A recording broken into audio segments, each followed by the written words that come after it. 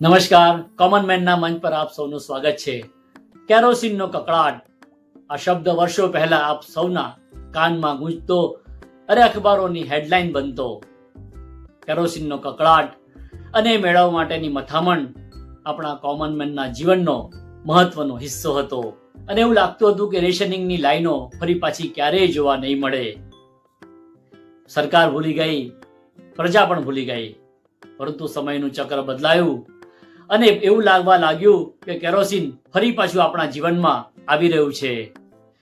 લગભગ ભૂલાઈ ગયેલા કેરોસીનના એ દિવસોને યાદ કરવા માટે આપણે આજના વૈશ્વિક રાજકારણ અને યુદ્ધના માહોલને ક્રેડિટ આપવી પડે, કારણ કે એલપીજી ગેસે ધીરે ધીરે કેરોસીનની જગ્યા લઈ લીધી હતી, પરંતુ બદલાયેલા વાતાવરણને કારણે આપણને આપણા જૂના દિવસોને ફરીથી યાદ કરવા પડ્યા છે.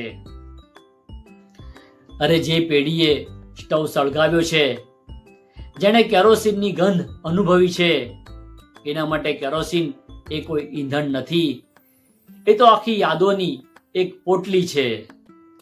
સૌથી મોટી ટ્રેજેડી તો જુઓ, વર્ષો પહેલા આપણી પાસે સ્ટવ હતા અને કેરોસીન શોધવા જવું પડતું. હવે પરિસ્થિતિ એવી છે કે સરકાર કેરોસીન આપવા તૈયાર છે, નજીકના પેટ્રોલ પંપ પર પણ કેરોસીન મળશે, પરંતુ આજે આપણી પાસે સ્ટવ નથી.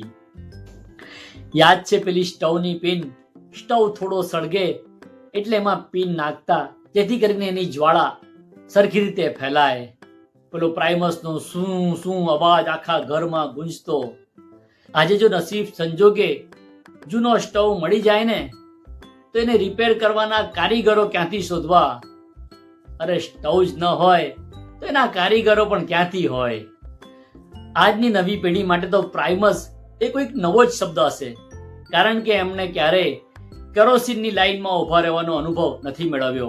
પરંતુ જો આ વૈશ્વિક યુદ્ધ લાંબુ ચાલ્યું ને, તો એમણે પણ કેરોસીન અને સ્ટવનો પરિચય કેળવવો જ પડશે. સદનસીબે આજે ગામડે ગામ વીજળી પહોંચી છે, તેથી ઇન્ડક્શન એટલે કે ઇલેક્ટ્રિક સગડી એક મોટો સહારો બન્યો છે.